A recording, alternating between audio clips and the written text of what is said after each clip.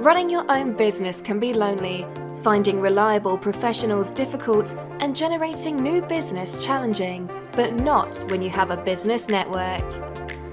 NewGen Networking provides its members with new and exciting business opportunities, with the chance to build lasting relationships with vetted businesses who can act as your sales team and solve the issue of who to turn to in your hour of need.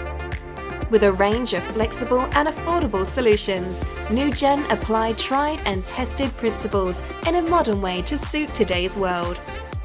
To find the right option for your business, visit newgen-networking.com or call 03333 600 680. NewGen Networking. New business, new contacts, a new generation of networking.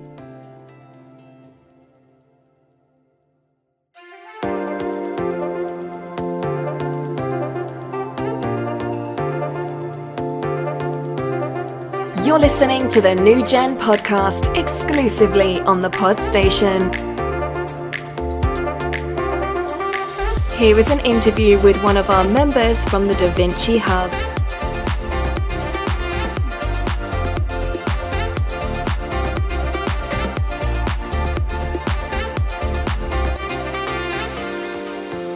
Well, this week we have Helen from Luva Marketing, one of our newest members. So a round of applause, please. Thank you.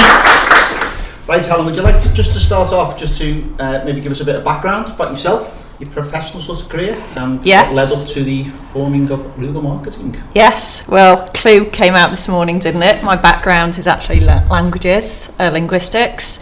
My very first job was to sell foreign rights, to sell books into other countries. So I was selling French, I was selling German, doing lots and lots of travelling around Europe, and absolutely loved it. So that's my passion, but it was great because it means that I've got a grounding for understanding the impact that mistakes have, understanding language and attention to detail. So after that, I obviously came back home, which is where I'm from, Wirral, and I worked for 18 years in Yell. In those days it was Yellow Pages. Started off at ground level selling, found out I was very, very good at it because unlike lots of salespeople where they go into a call and probably focused on selling that particular product or service or they're trying to hit a target, my passion was actually more understanding about how that customer and their business worked. I just had natural curiosity, and the internet was then born. So I was then selling, I was a manager by then, training on Google, SEO, social, websites. And as I said, I was there for a long, long time. I got to a stage where I knew I could do it by myself, and Luva was born. So I left there to go independent where I could make up my own rules, and offer whatever services were right for the clients. And Luva Marketing was born. Yeah. Yes. Okay, great. So marketing, I mean, it obviously covers a lot of sort of areas. Absolutely. What are the main services and main products from Luva Marketing? Okay, so what we try and do is help clients either get their brand awareness out there or get more traffic to their sites or social media, or help them convert more.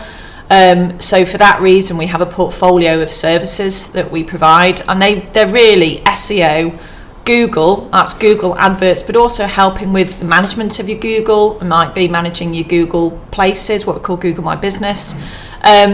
And we do a lot of copy, and that stemmed from the SEO service. So we do unique copy, and we're very, very good at it. Right, okay, great. You're going to be impressed because I've done a bit of research, so I know what SEO stands for. Well done. Search Engine Optimization. Absolutely. I don't know much else beyond that, but by sort of looking at it, why, if somebody has a website, a good website, why do you need SEO? Surely you just attract clients anyway. Yeah, you might do. If you look at the websites nowadays, most web providers and developers focus on it looking nice and functioning, but they're not trained in SEO. So the example I gave this morning is, you need to make sure that your site at least has SEO so that you appear for your company name or you appear for the main service or product that you want to provide. So you should have as a bare minimum SEO on your site. It's what we call on-site SEO.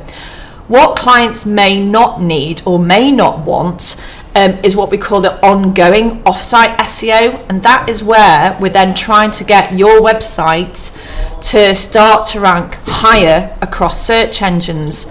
Now, some clients need it, absolutely, but some clients might not need it, and then because it's a long-term investment, you probably start to see results affect you from 6 to 12 months. That can put a lot of people off.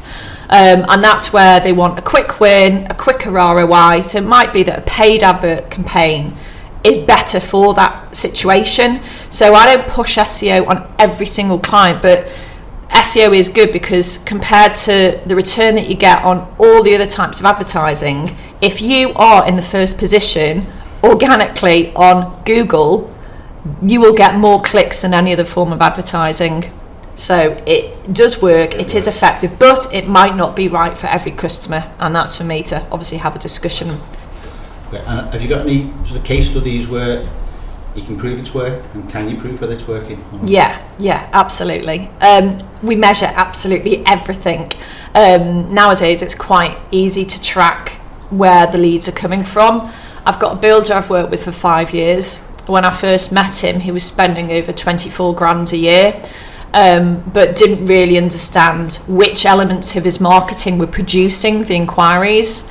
So I did a massive audit, halved the spend, and in that initial spend, SEO wasn't there. It was on a lot of directories, a lot of sponsored listings. So now, in the last, I would say, couple of years, his spend was split between SEO and Google Ads. His SEO, he climbed up to the top so that for every search in the 2 areas he wants, that's Liverpool and Wirral, he's always in the top 3 for every single key phrase and keyword. So consequently, he doesn't actually need Google Ads now. He's dropped his Google Ads and he's continued with his SEO because it works so effectively. So number of leads it now generates is he gets a minimum of 6 a day. Some days it can be treble that. So I have access to his emails. I see every single lead that's coming from all of his websites, and we monitor conversions. So SEO absolutely has been phenomenal for him. You can actually see it's working. Absolutely, yeah. Okay, that's brilliant. Right, do we have any questions? I'm sure we have.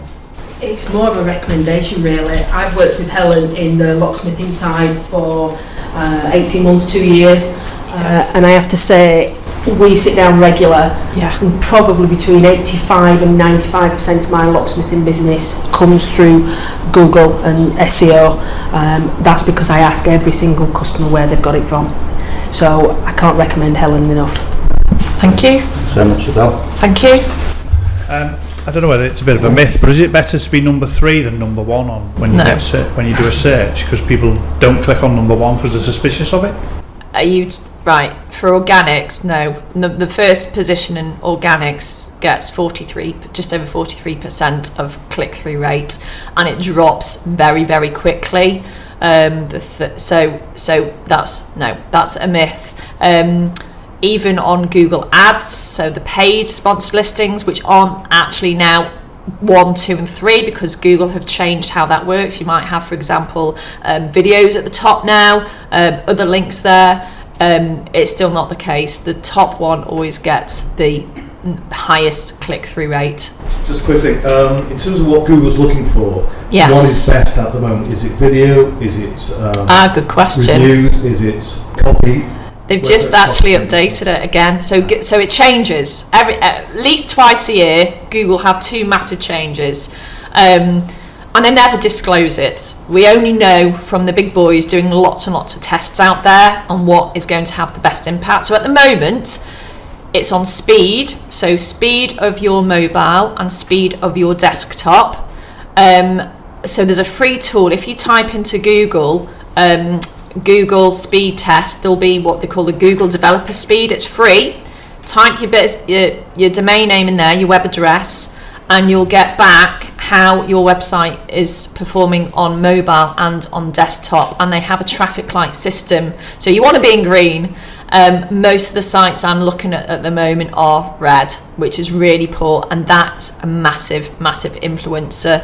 And the other big thing now is what we call content on, rather than trying to stuff in a keyword and it sounding really unnatural, let's say financial advisor Wirral, and every other paragraph you're trying to fit in that, and it just becomes so obvious that's what you're trying to do. That's now stopped. They're looking at more at semantics, so having similar phrases or sentences that still imply that, but without that fixed key phrase. So they're looking more at fresh content with that whole semantics of what your business is all about.